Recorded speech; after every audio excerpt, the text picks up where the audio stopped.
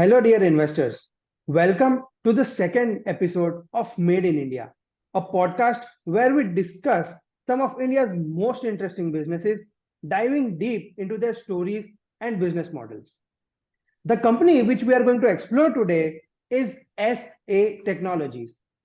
SA Tech is predominantly an IT consulting company that has recently forayed into helping MNCs setting up global capability centers, that is GCCs, in India. To talk about the business of SA Tech, the vibrant market of GCCs in India, and everything related to that, today we have with us Mr. Ritesh Sharma, the head of SA Tech's India business. Ritesh ji has been with Assetec India since its inception. He has been instrumental in the domestic journey of the company. As a part of his current role, he looks after business operations and service delivery of Assetec across the Asia Pacific region. A very important disclosure before we start: all the views expressed by the guests and the hosts in this podcast are solely their own. We have no beneficial ownership in SA Technologies, nor we have received any financial reward for doing this show. The podcast is purely for informational purposes only and should strictly not be relied upon as a basis for investment decision. So with that, let's dive deep into this engaging conversation with Ritesh ji and explore the business of SA Technologies. Good morning, Ritesh ji. How are you? I'm doing good. Thank you very much, Navid. How are you? Great, great, Ritesh ji. Thank you so much for agreeing to do this. Thank you so much for taking out the time and being with us on this show. My pleasure. I really want that, our viewers should get more and more information about the upcoming companies which are growing and being India as a market is also like, shining right now.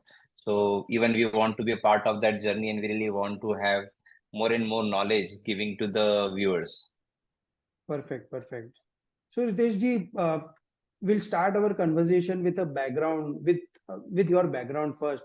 So, before getting into the business and the business model of Assetec, uh, can you briefly give us a background of yourself, maybe starting from the early days post college till you joined Assetec? How has the journey been?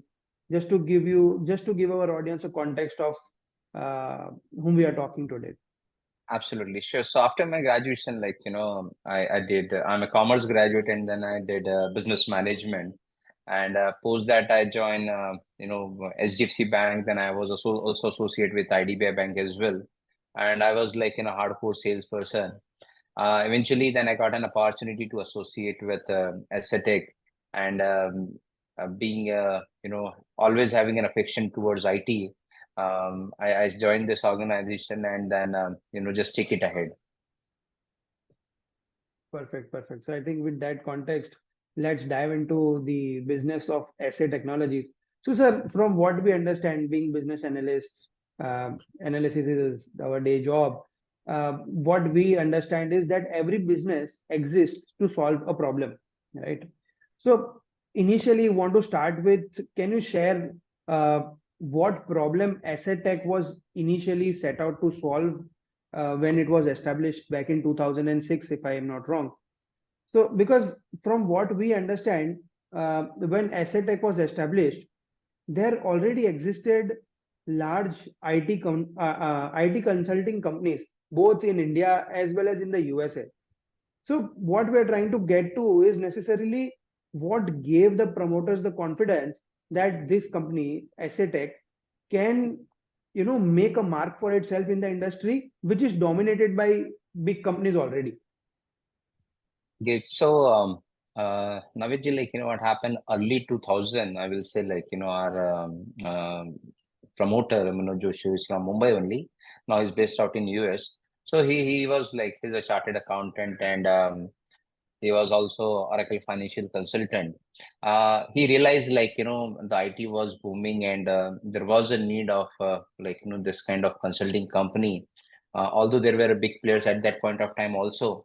But being the market was booming, there was a need of like more and more consulting companies who can solve the problems to the enterprise or maybe mid-level organization.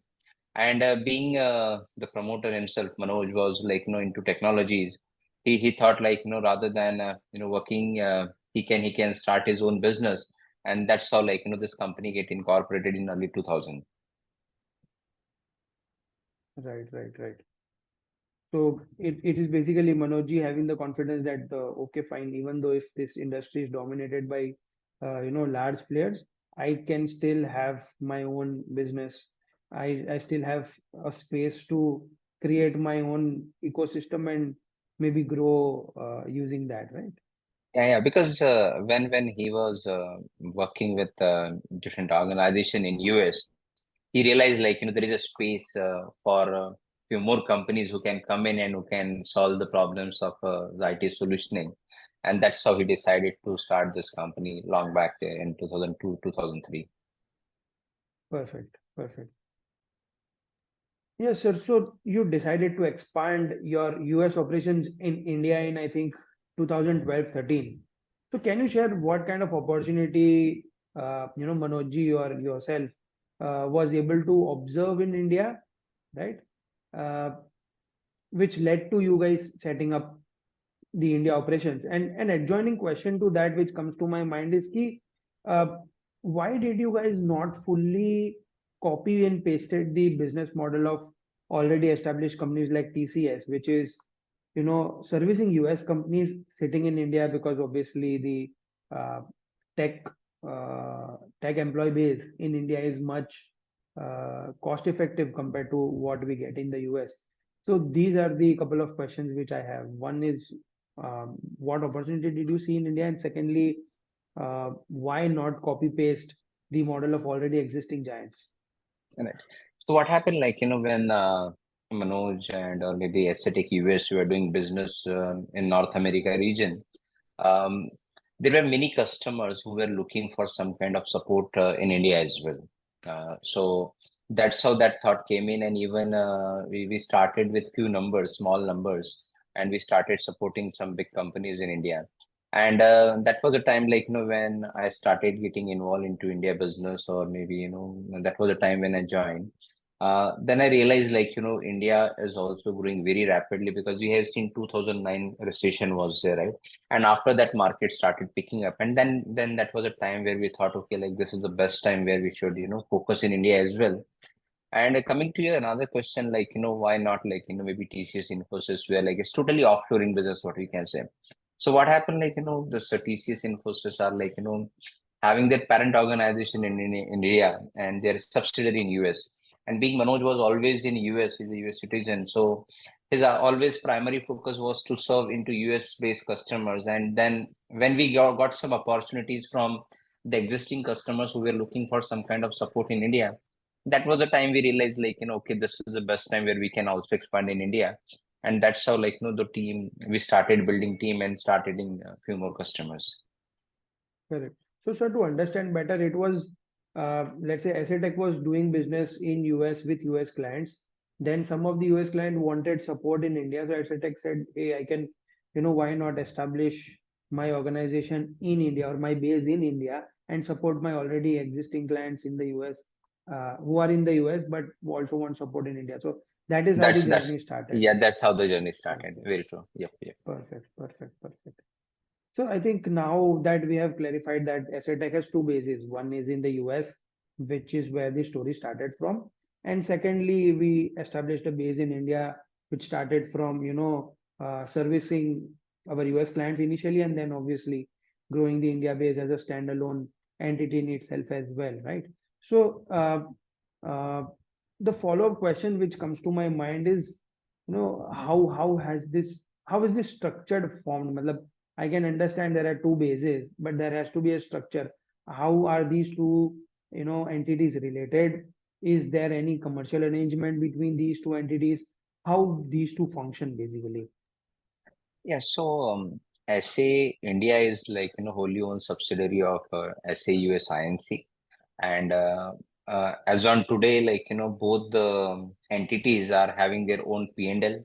They are having their own cost center. They are having their own clients. They are having their own, contracts, what they keep signing with the new clients. So as far as business is there, like, although at initial stage, always like, India was always taking support from US, but now being it's almost now more than 10 years, um, India and US are like, self-sustainable, and they are doing their own businesses, having their own P&L. So things are very stable at this point of time. Yeah. Perfect.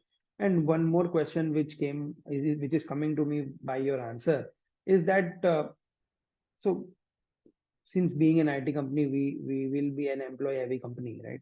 So where does most of our employee base is situated? Where is our most employee base situated? It's India. The reason is even if you say like, maybe Infosys, TCS or so on, everyone is having like, more people in US because of two reasons. Earlier, India used to call as a like, cost benefit center, right?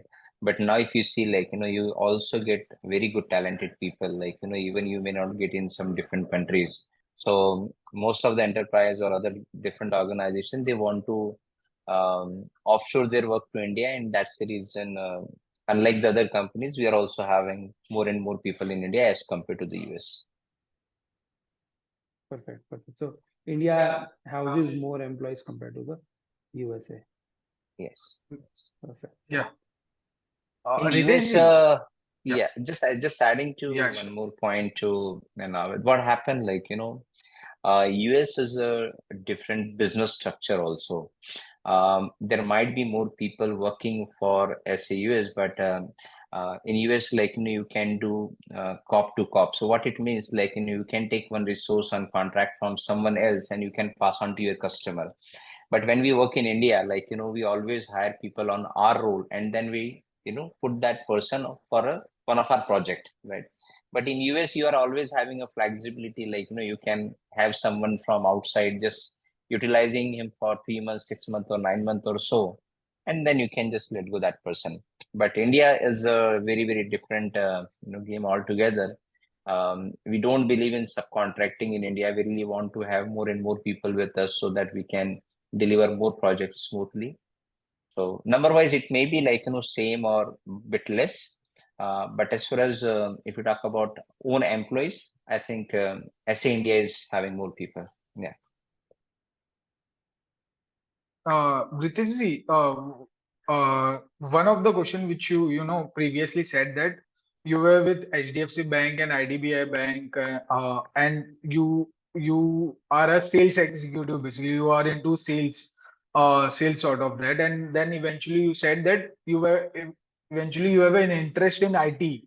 So, if you can talk about what the journey of from sales to your IT, and how the IT journey or how the IT interest come into picture, because there are two different fields altogether, sales and IT, and then now you are running. So, if you can talk about that, a brief introduction on that side.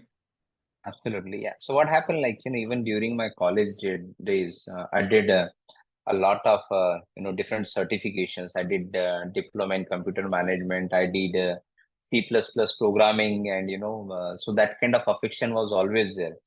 But I'm from Akola, which is a district level place where you don't have much opportunity in IT, right? And that's how, like, you need to join somewhere, and that's how I started with the banking sector.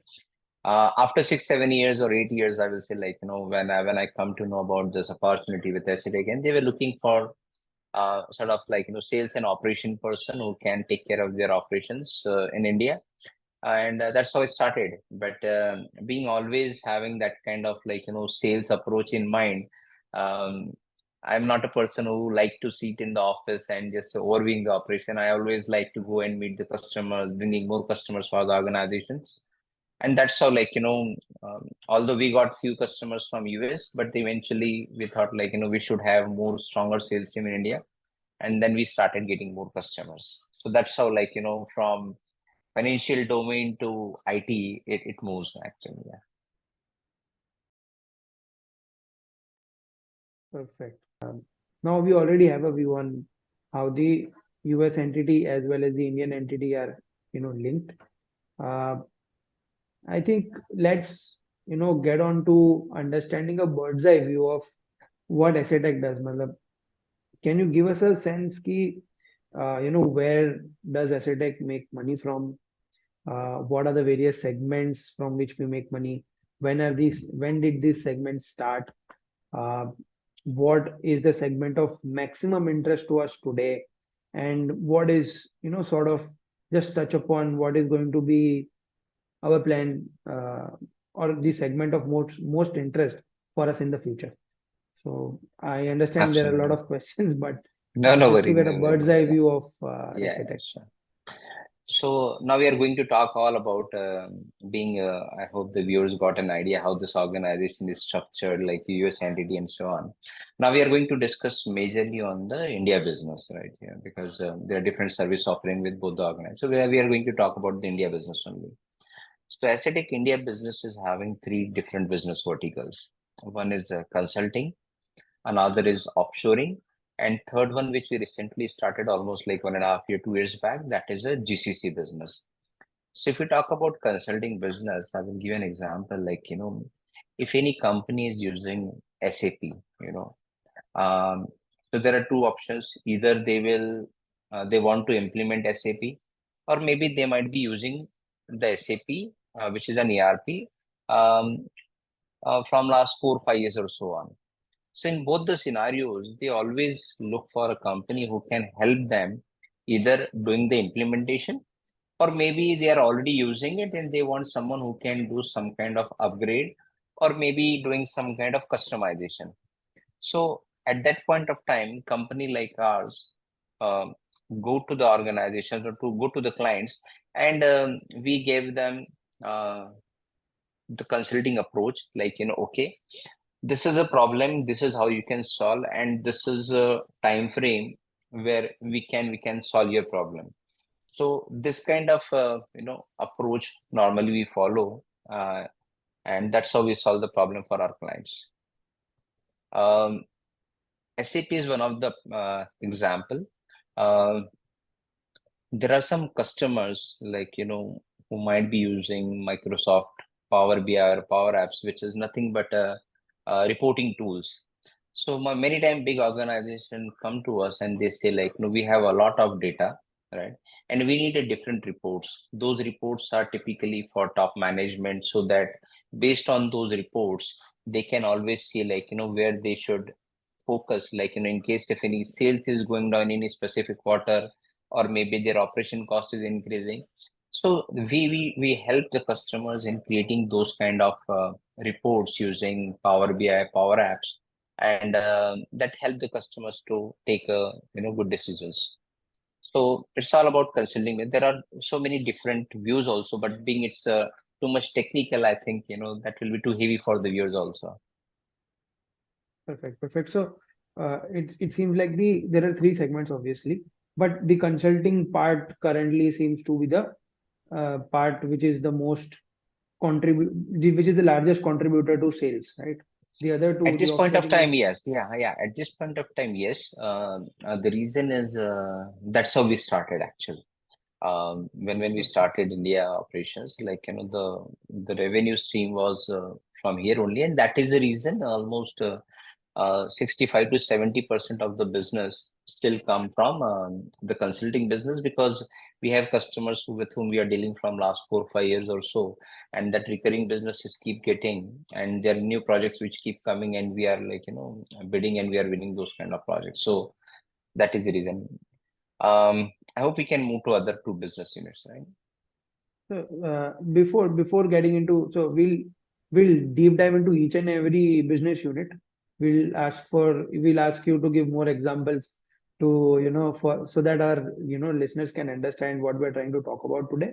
But before getting to that, before getting into much layers much deeper into each and every segment, just one question which I want to throw is that every organization has a few inflection points which helps it to become a big organization, right? If you can share 3 to 4 or maybe 5 top milestones in your business कि asset take की journey पूरी जो रही है उसके अंदर 3 से 4 ऐसे कौन से इंस्टेंसेस थे या 3 से 4 ऐसे कौन से एग्जाम्पल्स थे जिसकी वजह से एक छोटे स्केल से आज जो हमने एक बड़ा स्केल अचीव किया है, मतलब obviously relatively larger and there is a long runway still, तो वो उसमें जो 3 से 4 top top milestone according to you, what are those? Yeah, sure. So, what happened, like, when we are serving to our customers in India, we realized like most of them were from Bangalore also, right? And that point of time, we thought like, if we really want to serve any client in South India, we need to have a local presence. So our first milestone was like, we established office in Bangalore with a very strong team. And that really helped us in like, coming to this level, I will say. So we always had a local presence who can go and talk with the customer. So that was one very important thing. After getting that experience, like, then we started opening offices in Hyderabad, Chennai, even we open office in Gurgaon as well. And that local presence was helping us a lot. So I believe that was one of the, big milestone where like, where we were not having any office apart from Pune, we opened multiple offices.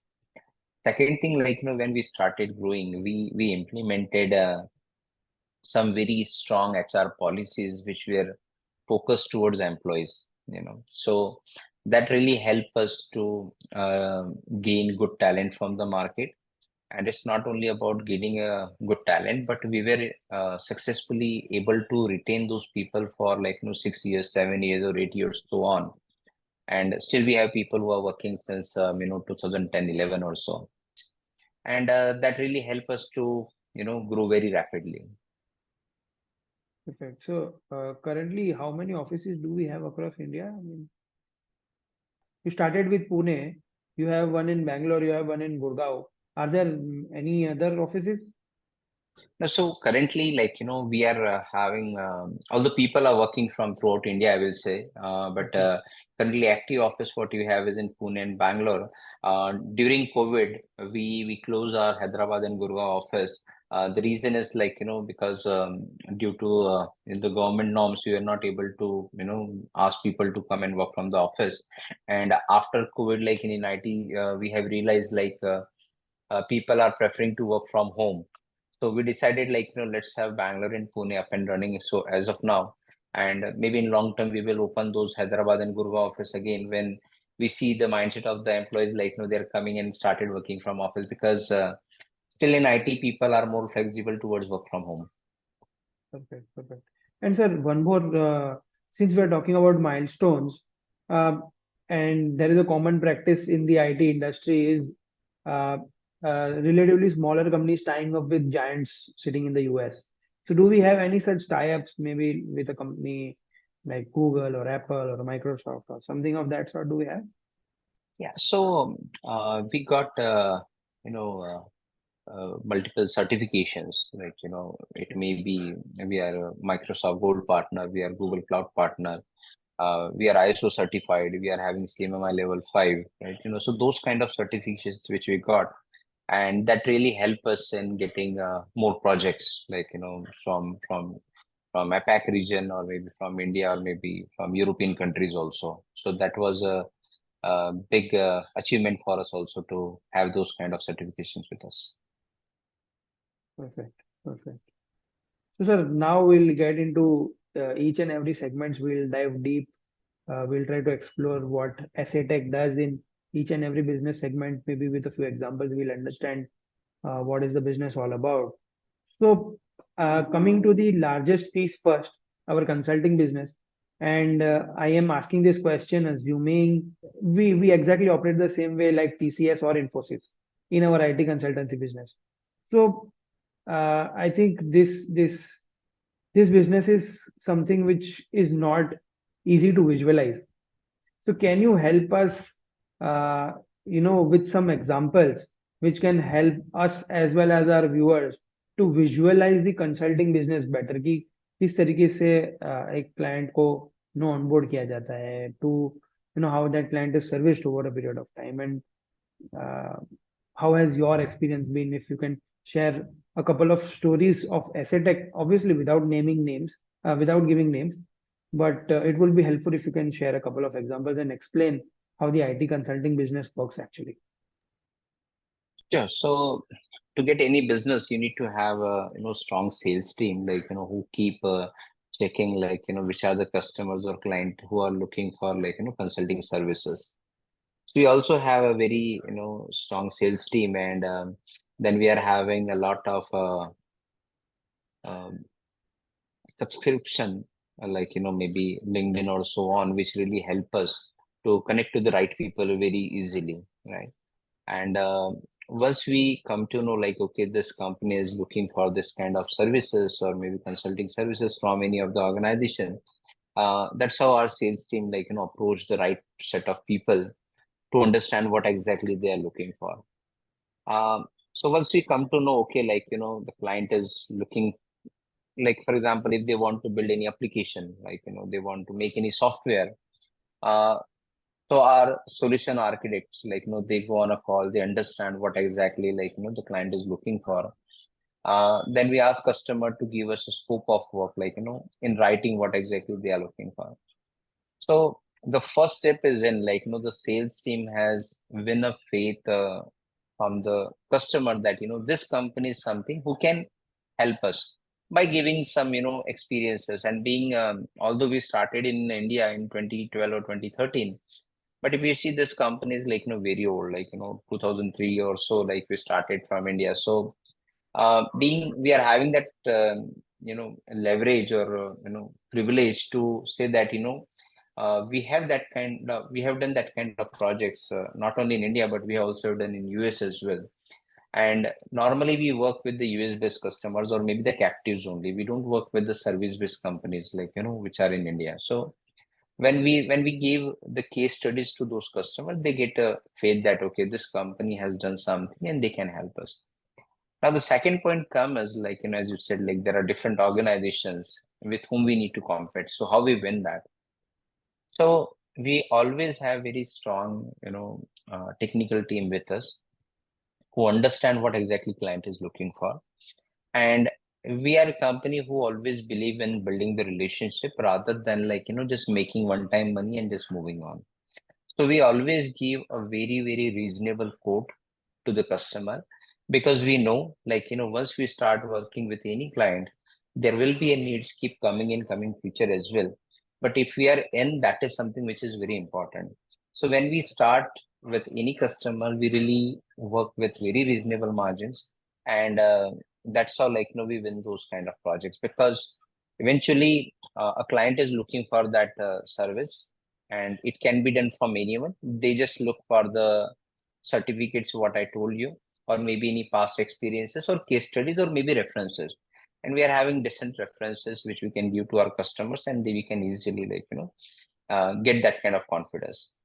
So once the client is tapped, once the proposal has been submitted, once we get an approval from the client, then our solutioning team come into the picture. They start working with the client people, like, okay, what exactly they're looking for. And we work on a milestone basis, like, if you want to build any software, this is the phase one, phase two, phase three, and phase four. And during that time, we always have a dedicated account manager who is always in touch with the customer to ensure, like, whatever work is going on, they are happy with the technical approach. Okay, like, that they are working with the client, but we also have a dedicated account manager towards that client to ensure, like, the team is doing good, they are not facing any challenges in case if they're in escalation. So we even I personally get involved into that and to ensure that, things are going fine. So once we are having a client onboarded and once we deliver the project, we are always in touch with the customer to ensure that, if there is anything new coming in, or maybe whenever we build any software, right, so there is always a room for some more customization. It's as good as, like, you want to build a one floor house, right? But when you really build that house, then you feel okay, like maybe I can have something more on top of that, right? Correct. So in consulting also it happened, like you build something and then you realize, okay, this part is missing, maybe we can add it here only, and then we call it, like we will do it in phase two, and that project always keep going. So the always important part is to get in and then serve your customer. So I think this is the way, like how we get our customer and how we deliver, and we always ensure that we are having strong relationship with them. Uh, So, may I ask you, like, you have explained the process, the overall process of consulting. If you can explain that process with any of the example, being that, the customer coming for some particular problem or some particular aspect of the consulting, and then the consulting, if you can explain by taking some example of the consulting, so that will be more easy to understand and visualize the business in a better manner. Sure. So maybe I think our viewers can understand, like website development very easily. So I will give you one of the example like that. So many time people come and they have some kind of businesses, like and they want to build a website, right? Um, so that, and it can be like sort of e-commerce website. Okay. They have their own business. They know, like I can sell this, but they need someone who can help them in building some kind of solution. It can be Right. like e-commerce solution, right? Correct. And they want it, like it should be up and running. So for Right. example, if you are having, like if you are a manufacturer of water bottle and you Mhm. want to sell it, right? So you will always see, and without having global presence, or maybe without having presence on internet, it get very difficult. Like you may be able to sell your product to the limited people, but in case if you Correct. want to sell it throughout India or maybe out of India, you need to have a presence on internet, right? Right. So in that scenario, you will come and you will say, like I am having this kind of product and I really want to sell it throughout on internet or having any e-commerce platform. In those cases, what we'll do, we will give them an options. Okay, like maybe you can go with PHP Magento, which is a platform, like which will build it for you. We will do some kind of changes based on your requirement. You can have all your products over there, and then you can sell it. So this is called a consulting approach. You are having your product, you want to Right. sell it to the people who are maybe out of India, or maybe you are selling only in Mumbai, but you want to sell it throughout India, right? So in those cases, we'll come in the picture. We will give you that kind of solutioning. Okay, this is how you can do. Right. And Right. once you're having a only bottle, right? Tomorrow you may start manufacturing maybe like something else. Then you'll Right. come and you'll say, like I'm already having this water bottle, which is I'm able to sell it very smoothly. I'm having pickup from my go down. Then the customer is asking, then entire logistic solutioning is on that platform, right? Even you can have your payment gateway. So once you come in, you are just asking, I want to sell the water bottle only, right? But Mhm. eventually you'll come and you will say, like, hey, today the money is coming in my bank account. Can I have it online only? You know, Mhm. tomorrow you'll come and you'll say, I'm now manufacturing cup as well, right? Can I do it that in that also? Right? Right. So this is a, like, the IT consulting approach, what we give it to the customer. So this is a very in a layman language, like, which I try to explain to the customers. Yeah. Sure. Yeah. Perfect. So it initially starts with your marketing team going and pitching to the right people, obviously, lead generation and then marketing. Once the lead is closed, your solution team comes into the picture, engages with the client, and gets the problem solved. The example which you gave, for example, is a website development example which you give. Sorry. Uh, so client has a problem. Client knows this is my problem and I want to solve it. And you guys basically come in and say, okay, we can help you solve this problem better, right? So this is the consultation approach which you were talking about. Now, one follow-up question from your answer, which I am able to think of, is key. Uh, over a period of time, what happens is in this kind of a consultation business, what we understand is ki over a period of time, when you start working with the client for longer periods, the client, you build that trust in client's mind, and eventually let's say you are doing one project for a client, and after some time you can do two projects for a client, and so on in the future. So just want to understand firstly, how long does it take to crack into a particular client? I'm just trying to understand how long does it take to get that foot in the door? And once you have that foot in the door, how do you guys make sure that, okay, I'm starting with one project, but eventually 3 years out, I don't want to lose this client for sure.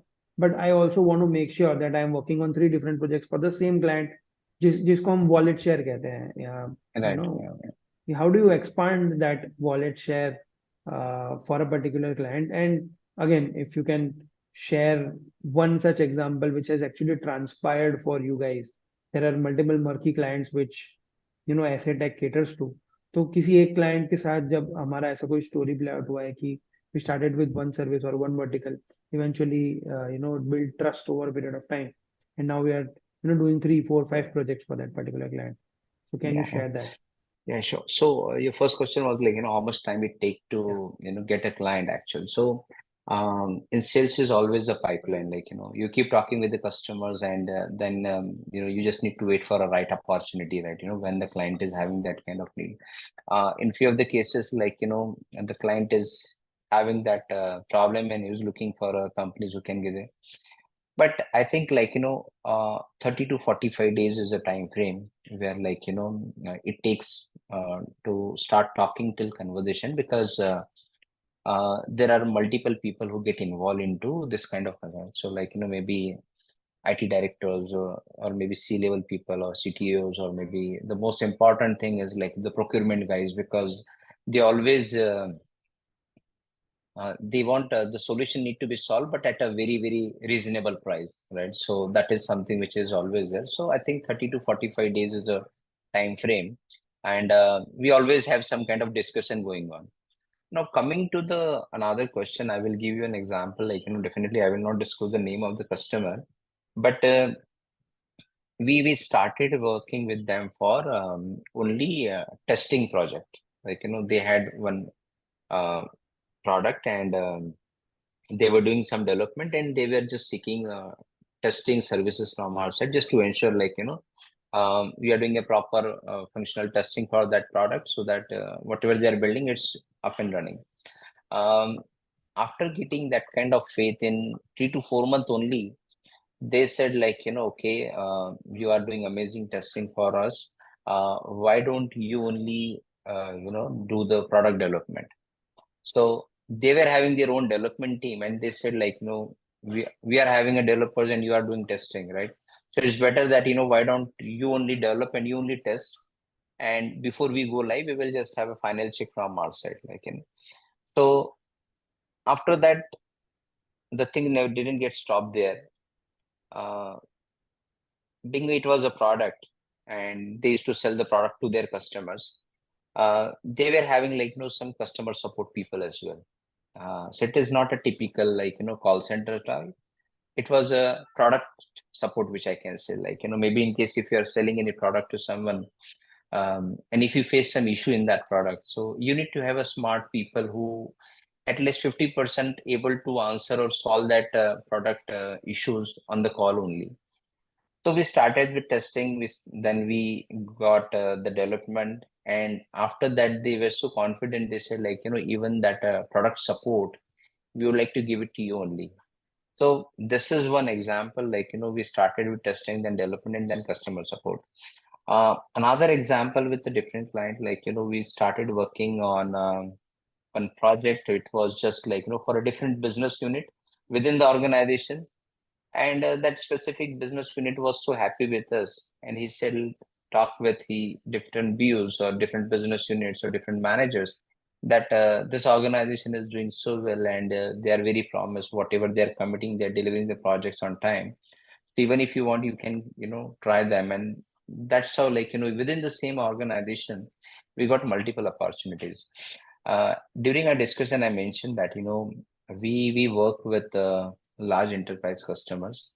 Our first choice of customers will be always like, who are having captives in India. So they are from North America or maybe European, and they are having very good spending power.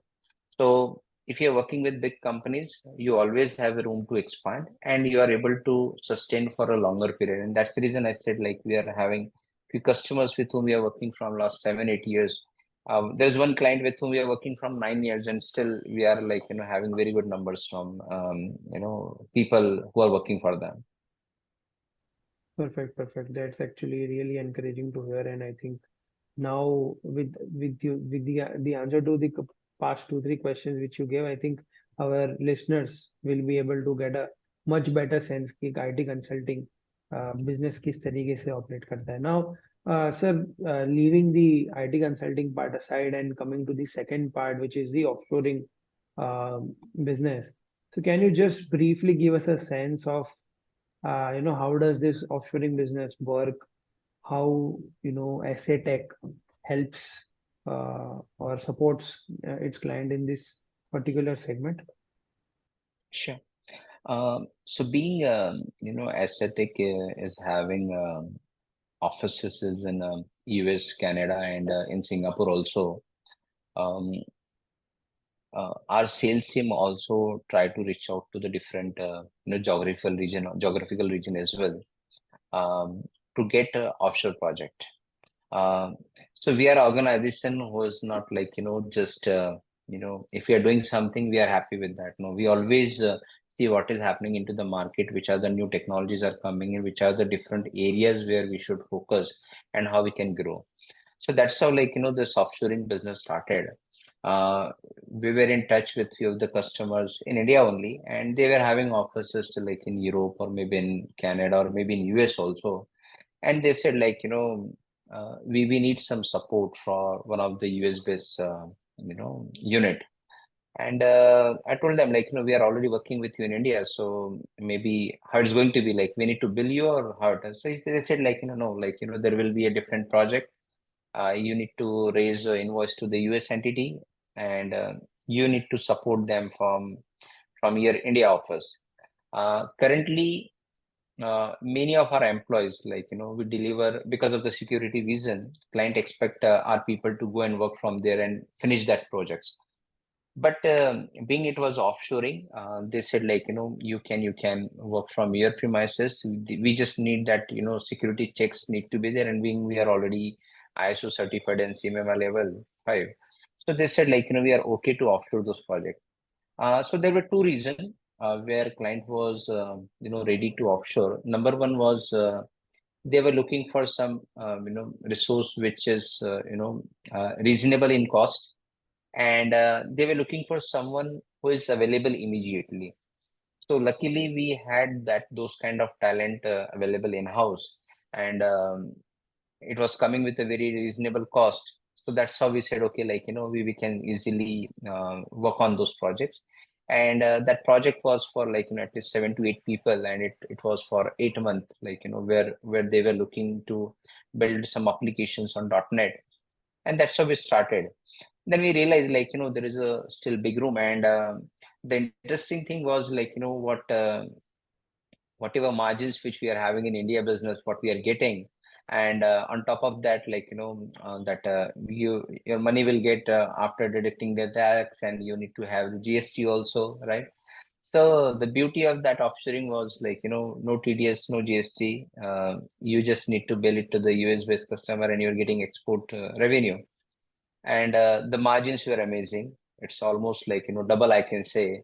So that really gave us like very good boost that we should really start looking into that. And then we spoke with our US office salespeople as well, and we said like you're already working in US, but in case if you get in customer who want to offshore something to India, we can do that. Or maybe if you're already having some customers, give us a list, and then few of my salespeople from India, they start talking with the US based customers. We explain that what we do, and then we started getting those kind of offshoring projects. So offshoring is nothing but like client want to give any small project maybe for 6 months or maybe on a higher side a year, and they just need like team of 7 to 10 people, and they are expecting that project need to get complete in that specific time. And there is no need to have, we are sending our people. Although in few of the projects which we did, maybe in Saudi, in Dubai, maybe in South Africa, and multiple projects in US, we also sent a few of our people, key people from India to US to understand what exactly client is looking for, and then they are back, and then we develop that project in from India. So it's as good as what TCS and Infosys are doing. They are having more and more offshoring coming, and uh, having more winning more projects, I will say. Perfect, sir. I think this is very clear. And you touched upon the subject of margins. So can you give us a sense, what kind of margins do you get in both the consulting business, and you said offshoring business has much better margins. Can you just give us a sense, key what kind of operating margins does the company make on both these segments? Yeah, so I will give you an average, because these customers are having like different rate card, or Sure. maybe like different budgets altogether. So consulting business start like from 20 to 30-35% on a higher side, right? And if you talk about offshoring, it is always like 40% or 40 to 50% profit, like what you can easily get it from the offshoring business. But sir, when we see the financials of the company till 2023, because we have that number only in our hand. So 2023, the margin were quite below 10%, the EBITDA margins. Is there any reason to such that? And are the margin has been improved in 2024 and subsequent years, or you are seeing an improving trend in the margins going forward?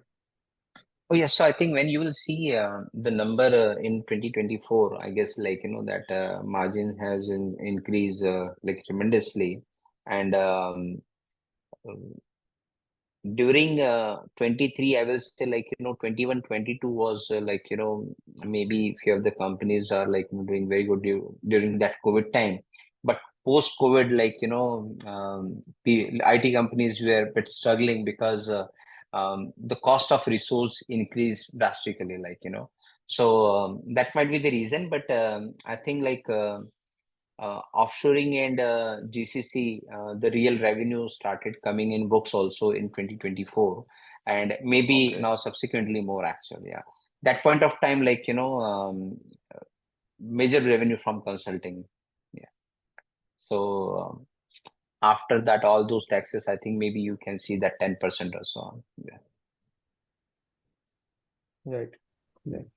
So now, sir, we'll talk about the most interesting topic. I and Sanjay both are excited, really excited to talk about this. We'll come to GCCs, sir. So we have been reading a lot of news about GCCs, how India is growing, how the number of GCCs in India are expected to grow. There are a lot of numbers, a lot of data being thrown out, a lot of facts given. So, sir, before getting into obviously those things we'll discuss, but at a base level, if you can explain what is a GCC, matlab, just a basic concept of how does the GCC work in India? What is a GCC, sir? Yeah. First of all, this GCS is like Global Capability Center, which I will say is not new. It's almost now like 2 decade, I will say, like long back, Microsoft, SAP, Oracle, or maybe JP Morgan, Morgan Stanley, all those companies like set up their offshoring center or captive unit. There is a lot of name, what I can say, like they started operating from India.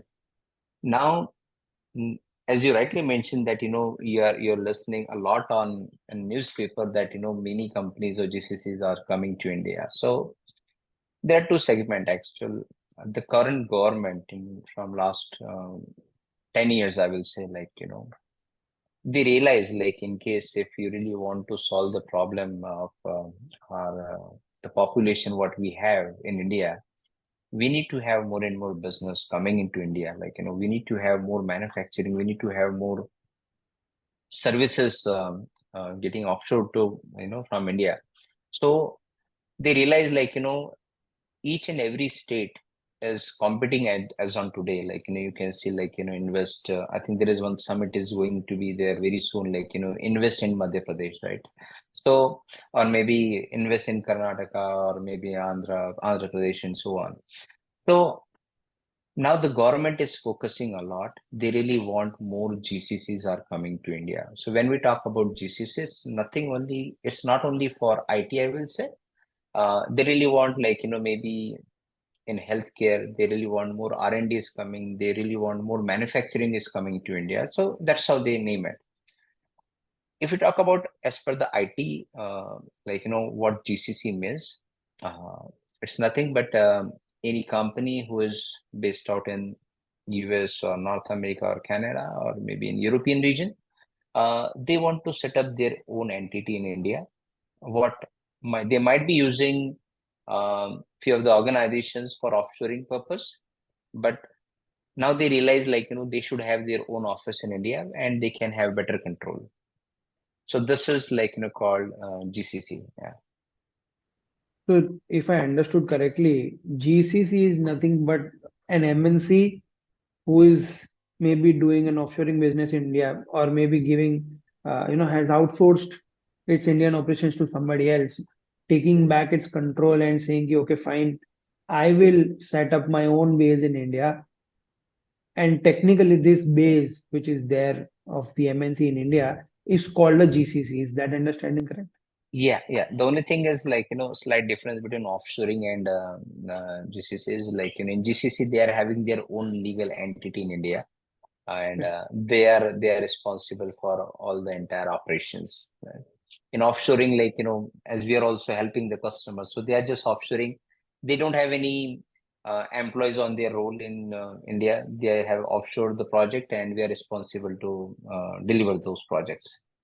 But when you come about a GCC, so they are having their own HR, finance, the country head, so on. Okay, so MNCs setting up their own entity in India, setting up their own operations in India, having a proper, up and running company in Operations, India is yeah, and called a proper having GCC. operations, yeah. Correct. And how do we as SE Technologies fit into helping MNCs set up GCCs in India, sir? So, you mean to, like, what is the process, like how So we get I it, want right? to understand. So I think you have given a good definition of what is GCC. Next up, I want to understand is how do we fit in? Uh, Okay. So, uh, again, like, when you're into business, you always get an opportunity, like, to whom you're already serving, and you see that potential that, okay, now this company can literally have their own offices in India. So that's how it started with one of our customer, and we were already working with them, and then they realized, like, they want to have a local office in India, and they said, like, can you help us? And then we told them, okay, like, we'll definitely help you in setting up your local registration, your all the compliances, your talent acquisition side, and everything. So we help them on that part. Now I will also tell you, like, when we as a company providing GCC, like, what we are doing, like, how we are helping customers. Now what happened, like, as I told you that we are having offshoring business as well, right? In that case, what is happening, client is just saying, like, this is what I want to build, this is my scope of work, you just tell me, like, how much time it will take for you to build this product or maybe application and give it to us, and what will be the cost. But when we talk about GCC, like, that is something with a vision that, eventually they want to open their office in India. Now there are two ways. Number one, any company can come directly to India. They can have their local registration done. They can open their bank account. They can hire the people, and they can start doing the operation. But most of the organization goes in BOT model, and that's how, like, where we help them. So how we help them, like, recently I got one lead from South Africa, and that guy want to set up an office in India, and he was asking me that, I'm having 4 to 5 cities where I'm looking for. Then I asked him, okay, like, what kind of people you want to hire? Because we also need to understand in case if you want to hire some technical person which is very niche, you will not get it in Mumbai or Delhi, because Bombay is like financial hub, right? In Delhi, like you can see some good media offices are there, or maybe the marketing companies might be there.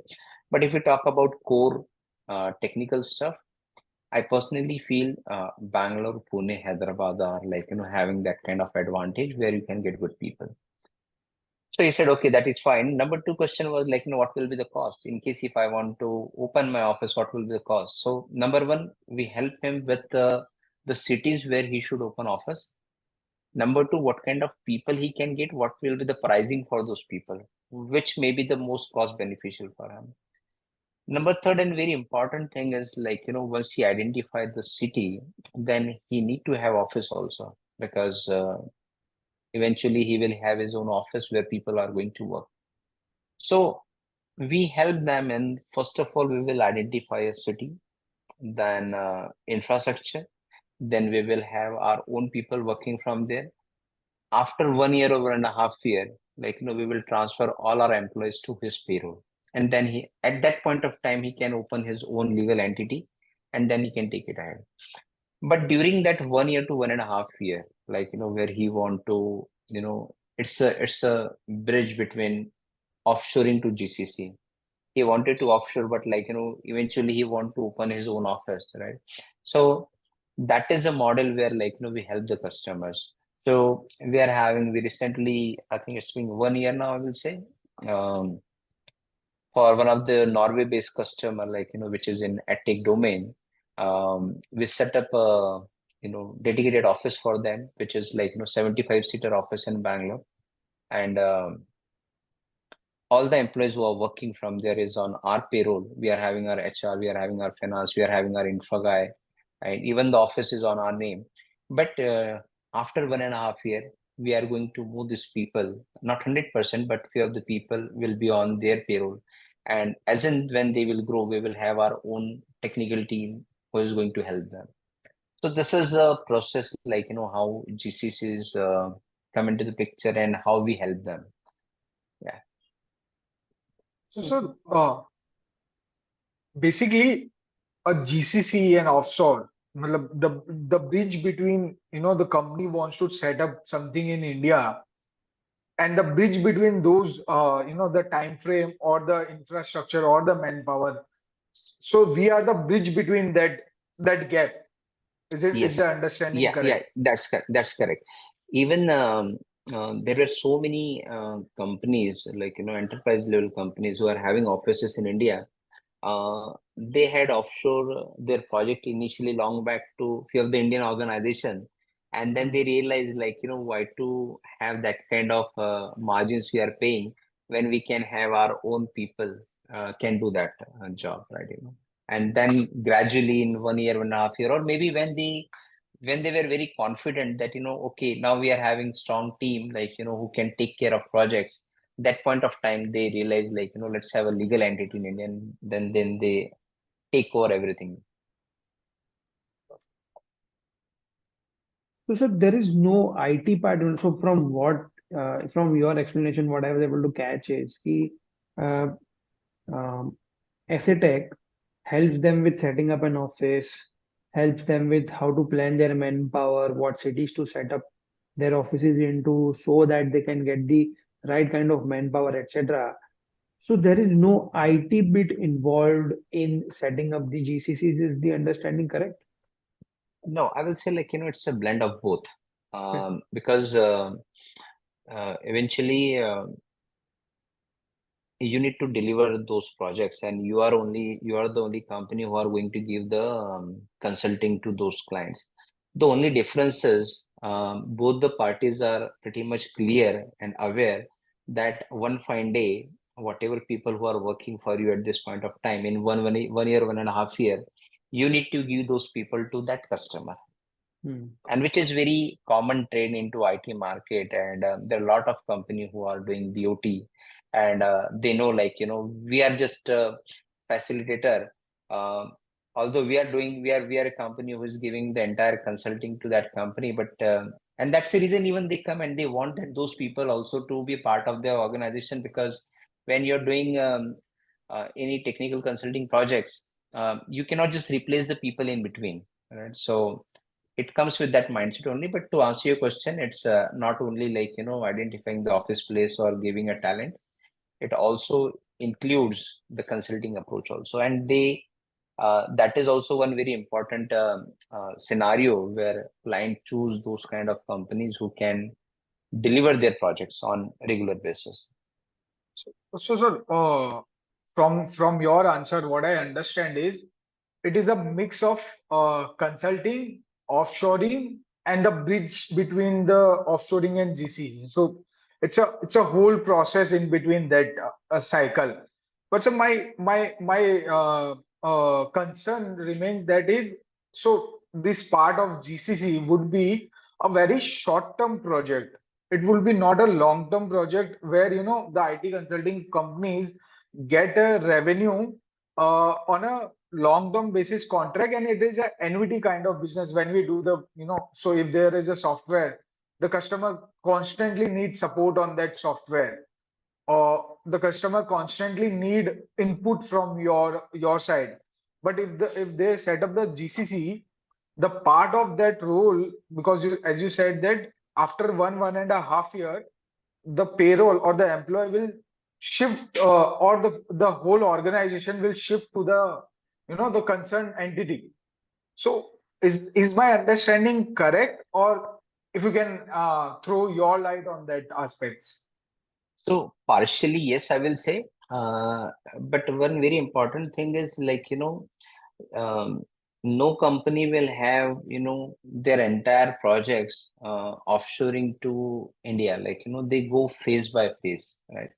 And whenever, like, I gave an example, one of, Norway-based organization, which is having like 75 people. You won't believe, like, as on December 31st, we had like some 30 people over there, right? Then they said, okay, now we are very, very, confident that, these things are going on. We want to have more people like to be like, working from India. Okay. So for that specific project, we say, okay, like, this is one project which you are giving it to us. Where we are having the complete solutioning team. That team will work for 1 year or 1.5 year, whatever project duration is. But in case if something new is coming in, again, the time frame is going to remain same. Right.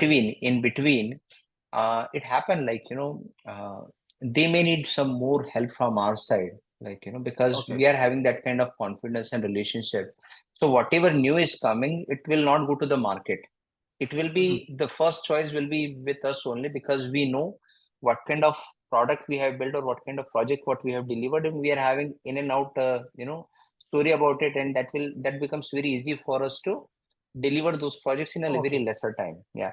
So it's not only like, uh, it come 1.5 year and then we are going to lose our revenue.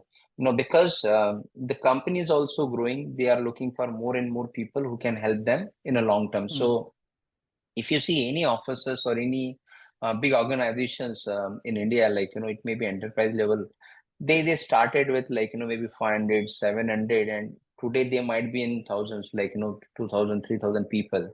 And I'm Right. talking Right. about all the big organizations, like, it may be Microsoft, Oracle, uh, JP Morgan, Morgan Stanley, or you just name anything. You will not see like, one fine day they have 10,000 people coming and working from India. They started with 500, 700. So the same story goes with us also. So, sir, So yeah. So what the simple understanding what I can draw from your answer is, they start with a small number, but the training, the groom between the employee, so because they remain the freshers, or sometimes they are experienced, but the technical part, or the capabilities or experience which you guys have developed during that project, that remains with you, and therefore the client keep coming with you over and above, after setting up the organization as well, and that numbers keeps on increasing as and when they move forward, or as and when they scale. Yeah, because it become very difficult for any organization. Like maybe within your organization also, if you are having any vendor or partner with whom you are already dealing, and if he can provide two services to you, you will not prefer to have two vendors for two different things. They always feel like if we know this partner very well, we would like to work with them. And the same thing would happen with us also, being we know them since inception. Like the that priority level is always around that, okay, we just want to go on. And during our discussion, even I gave an example, like we started with testing, then development come, and then that customer support. Even we have seen, like people are also okay to give their finance also outsourcing, like and eventually they are Correct. saying we will have this financing in house, but for now, like you only take care. So there are multiple aspects, and even my discussion when I told you that we are talking about IT segment, but there are a lot of things which is involved in any organization, and there is always a room of outsourcing or offshoring, and then eventually that can be uh, transferred to their own entity when we Correct. build a GCC to that. Yeah, And so, sir, I think to summarize our discussion for in the interest of the viewers, firstly, GCC is an MNC setting up its own office in India, independent office, that's GCC. Secondly, as Assetech, we help these MNCs set up GCCs in India, their independent units, but for the initial establishment phase, that can be 1 year, 1.5 years, 2 years. Asset Technologies takes care of that GCC, incubates that GCC, sets it up, and then transfers that GCC slowly and gradually to the MNC, just like a subsidiary, right? So I think this absolutely. is the whole summary. And obviously, Yeah, as and when we, gain trust of that particular MNC, we are already providing consultancy services, I'm assuming. As and when we gain more and more trust, so as and when that company expands into India, it can start giving more and more, projects to establish multiple GCCs or multiple bases, I would say, to a company like Assetec. So I think absolutely. Yeah, that is yeah, the summary of what we just discussed, right? yeah, yeah. So now, sir, I want to, get into the macro part of GCC. So can you give us a sense of what is the market looking like right now? What is the size of opportunity? How many GCCs are there in India? And given the chatter which we have about GCCs right now, what can this industry look like, let's say 5 years out or maybe a decade out? If you can give some numbers around that, it would be great to, for our viewers to crystallize thoughts in their mind. Ki, okay, fine, itna hai abhi industry ka size, and 5 years down, 10 years down, this is how it can, pan out. Yeah, so as on 22-23, the report what I got from few of the resources, like so there were already, like close to 2000 GCCs were already there, right? And now the trend is changing so quickly. We are expecting, like at least 1000 GCCs should get set up every year, actually. Because of two reasons, like during COVID, uh, people realized, like because even the people who were working in Europe or maybe in US, they were not able to go to home to the office. They were working from home only. And that point of time, even the SMEs, enterprise level companies are always so smart. They are having, like their finance being discussed with top five consulting companies, right? And they always have the top CFOs who are giving them an idea, okay, where to invest, which are the portion can be outsourced, which you should have in in North America, and what kind of work you can have it done from India or maybe Philippines, right? But the SMEs, right, small to mid level enterprises, they were not having that kind of confidence. And if you see at early stage, whichever companies are coming, those are enterprise level only. Hardly like an SMEs company were there. But during COVID, the owners or maybe the founders realized that maybe my employees working from home is not coming to office, right?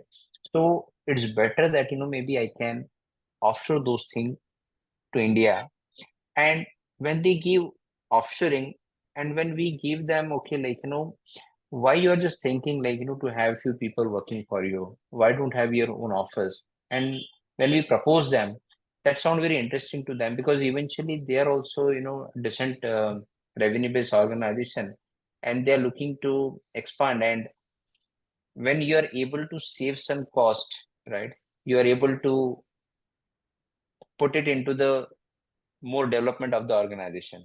So that is happening. They are saving some costs by offshoring, and that money can be reinvested into business where they can focus in their core businesses. So that's how it's happening. Yeah. So, sir, if I ask you about the benefit of GCC, what I can understand is in India, we have two benefits of setting up the GCC or offshore unit. One is employer cost, that is cost effective, and another one may be the rent or the infrastructure to set up the GCC. Is there any other advantage also get like government initiatives or something sort of that, or maybe other anything, you being you are there in the industry, so you know much better than what we are listening or reading about that. So is there any other advantage which GCC provides? Yeah, so each states are having different incentive structures for the companies in case if they are coming to India or maybe in their respective states, they are giving like, a few of the states are giving some, infrastructure support where they're getting the premises in SEZ at very reasonable cost, or there may not be any tax which they need to pay for certain period. There are some states which are giving benefit for the employment, like, so if you are hiring some people, there will be no, they are paying some amount, specific amount to that company because they are raising employment in that state or maybe to that district. So Right. each and every state is like, working into that. And that is growing very rapidly. So yes, we need to deep dive for each state incentive policies, but it's all available for the respective states, and it's growing very rapidly. And we are very proud that Indian government or maybe the states are like encouraging or trying to reach out to the multiple countries, and they are having their own events and they're asking people to come and invest in India. So that is very good. Right. Perfect, perfect. Sir, can you give some example, a particular state का incentive structure? Can you explain like with numbers? If you have the numbers handy, obviously. If you can explain, that Yes. would be of great help. Yeah, so I don't have the numbers handy with me, Rough but numbers yes, can also be fine. uh, I will need to check, like, Okay, what is the exact number which state no is problem. giving. So far, like, we, whichever GCCs what we have established, like, there are 5 GCCs what we have set up for the different customers. So far, they are like, very keen to have, they want to get that benefit maybe at a later stage. And at this point of time, they are happy with that cost benefit only, like, but we have our own finance team, like, who always share those incentive structure with the different customers, that okay, in case if you are going to open your office in this specific state, these are the benefits what you are going to get. But there are so many different parameters also, like, you need to have so many employees or something like that. And that's the reason, like, being it's a bit detailed story about those things, I don't have those things handy with. But certainly, like, maybe I will share it with you offline, and you can add it in this your podcast. Sure. So, I have one last question, which is which stemmed from the research which we were doing around GCCs. So, what we were able to find was key initially, as you said in the initial remarks, when we started talking about GCC, that GCC is not a new concept. So, our research told us that yes, GCC is not a new concept, and GCCs have been in India for a long period of time. But what is changing currently is the technicality of work.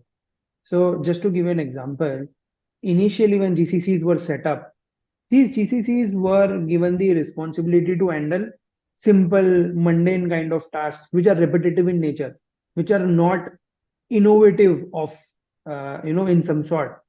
But now what is changing is that MNCs are realizing that, hey, India can also contribute towards the innovation of our organization, and therefore we need to outsource, or we need to set up, capabilities which can help us with innovation as well. So more and more innovative jobs or R&D jobs, let's say, are getting transferred to Indian GCCs, is what our study has told us. Is that understanding of the changing landscape correct? Uh, can you share a story or an example where you have seen कि पहले एक simple task दिया गया था GCCs को, and now Yeah, that GCC is completely transformed and doing something really complex and important for the yeah, parent? very true. And so even during our discussion, I said, like, India was like, it used to be a cost benefit center, but now it's all about talent. Um, if you know, like, long back, as you rightly said, initially the kind of work India used to get was like, maybe customer support or so on, right? And we are so happy, like, now those call centers are no more in India. They had been outsourced to some different country. I don't want to name that. And India is getting much more, uh, responsible job. So we are getting involved in the research and development, critical technologies. It may be like, new upcoming technologies like AI, ML, or so on. And now IT is in our genes, I will say. Even if you see the CEOs of all the big organizations are like, majorly from India. So it's no more like, a small support work what we are transferring. And that's the reason even I told you, like, when we start a GCC with any customer, they will always give one kind of project to us, and once they feel this is done, then they start passing on to more and more critical jobs. But we are glad, like, in GCCs, like they are, rather than giving the small projects, they are talking about all the niche technology, like, how we can help them. And that is one of the reason SC is able to get more GCC projects coming from different countries. Perfect, perfect. It's amazing to, see this transformation of India being a cheap labor center to a country which is, looked upon as an innovation center right now. And that is what the whole idea behind starting this podcast is also the same key. There are a lot of Indian businesses doing incredible jobs, doing incredible work, but the stories of many of such businesses like yours, go sometimes go untold. And that is where we step in, and we decided, hey, why not bring these kind of interesting stories out? I think I have exhausted the complete list of questions. Sanjay, if you have any, you can take it up. Perfect, sir. So I think this is it from our side. We would like to again thank you for, taking the time out, spending time with us, talking to us about asset technologies and its business, sharing, a lot of insights into the business, into how GCCs work. So thank you so much for that. I'll again end with a, necessary disclosure. So I would repeat, as I did in the beginning, that we don't have any beneficial ownership in asset technologies, or we are not related to the company in any way. Also, the objective of this show is purely informational. There is no idea to provide investment advice here. If you decide to take any investment decision based on information shared on this show, the we encourage you to do proper due diligence before taking any investment decision. So that's an important disclaimer which all the listeners and viewers should keep in mind, that this podcast is purely for informational purposes only. So, sir, with that, I think we will end this show. Again, thank you very much for the time, and wish you all the best for the business, and wish you all the best for the upcoming IPO of Asset Technologies. Thank you so much, sir, for being on the show. Thank you very much, Navidji and Sanjay ji, and really appreciate, like, you're coming with this kind of videos or maybe podcast, which is helping our viewers to understand more about the company and the service offering, and also, like, where India is going on, right? So that is very, very good, really appreciable, and thank you very much again for giving us this opportunity to talk with you. Thanks. Thank you Pleasure. so much, sir.